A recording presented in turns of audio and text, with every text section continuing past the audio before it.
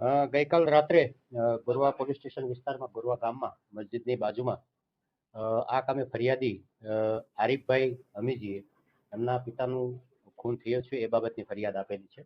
સમગ્ર હકીકત જોતા મસ્જિદની બાજુમાં આપના પાનનો ગલ્લો છે, ત્યાં હમીજી અને જે આ કામનો આરોપી છે સુહેલ રાણા એમને પણ કોઈ પણ બાબતે કંઈક બોલાચાલી થઈ રહી હતી.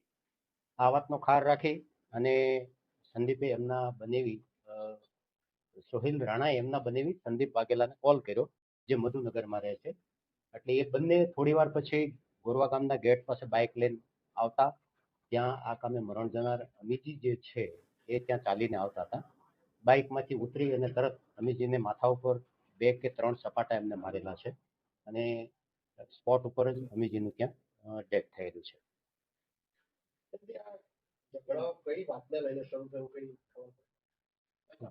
ઝઘડો ત્યાં પાનના ગલ્લે નાની એવી બોલાચાલી હતી. હજુ ડેડ બોડીનું પીએમ થવા પર છે, એટલે ઇન્વેસ્ટિગેશન ચાલુ છે, એટલે અમે મૂળ સુધી પર પહોંચીશું. આરોપી 2 જણ છે, એમાં એમના એક દીકરા દ્વારા આઈડેન્ટિફાઈડ થઈ ગયેલ છે સોહેલ રાણા, અને બીજા પણ જે છે એ હજી પોલીસ ગિરફ્તથી બહાર છે.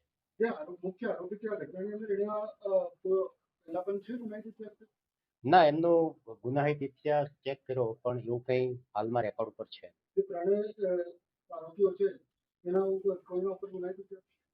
2 આરોપી છે, બાઇક ઉપર 2 જ આરોપી આવેલા હતા. એમના વિરુદ્ધ કોઈ એવો અત્યારે હાલમાં રેકોર્ડ પર છે નહીં.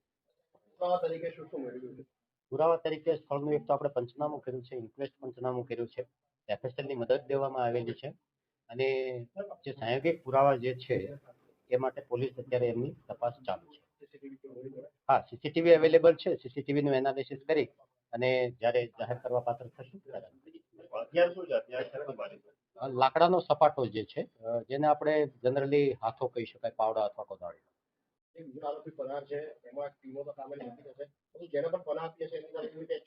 હા, બિલકુલ.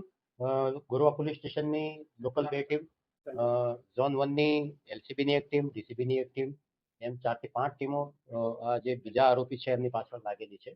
બીજો આરોપી જ્યાં પણ ગયો હશે, એમને કોઈ પણ જગ્યાએ એમને પનાહ લીધી હશે અથવા એમને કોઈ સપોર્ટ કર્યો હશે તો એમના વિરુદ્ધ પણ અમે એક્શન લઈશું. આક્ષેપ છે કે જે આમાંથી એક આરોપી છે તેનો કોઈ આંકડાનો ધંધો પણ છે, એવું કોઈ છે ખરું? ના, એવી કોઈ વાત નથી. એમનો કોઈ એવું રેકોર્ડ પર પણ નથી અને એમનો કોઈ યોગ નથી.